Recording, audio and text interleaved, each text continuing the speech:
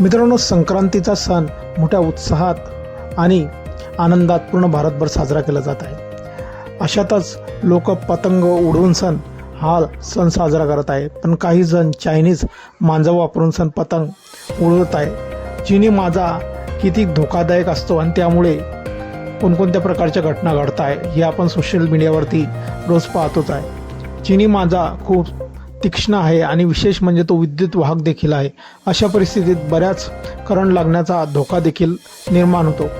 तसेच तो सहज तुटत नसल्याने एखाद्या पक्ष्याच्या किंवा दुचाकी स्वाराच्या गळ्याभोवती अडकल्यास त्याचा मृत्यू होऊ शकतो. दरवर्षी यामुळे अनेक अपघात होतात.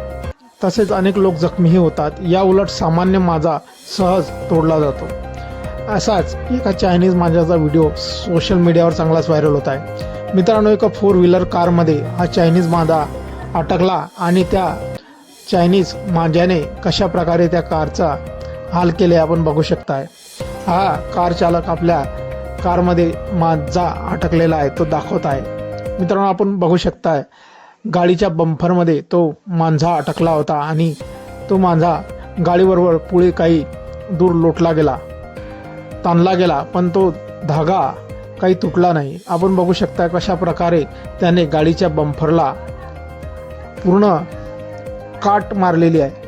मित्रांनो, बंपरमध्ये हा मांजा अक्षरशः तीर मारून घुसलेला आहे, पण तरीही हा मांजा गाडीच्या वेगात तुटलेला नाही आहे. आपण याद्वारे समजू शकता की हा मांजा किती धोकादायक असू शकतो आणि माणसाच्या शरीराचे आणि पक्ष्यांचे काय हाल करू शकतो. एवढा गाडीच्या बंपरमध्ये अडकल्यासुद्धा तो तुटलेला नाही आहे आणि त्याने बंपरला अक्षरशः आपण बघू शकता कशा प्रकारे चीर मारलेली आहे. मित्रांनो, एवढ्या कडक प्लास्टिकमध्ये त्याने चीर मारलेली आहे आणि तरीही तो मांजा तुटलेला नाही आहे. तर आपण तुमच्यासारखे माणसं आणि पक्षी या मांजामुळे काय टिकणार? हा आपला गळा आणि माणसाला काटून कशा प्रकारे मृत्युमुखी पाडतो याची आपण कल्पना करू शकताय.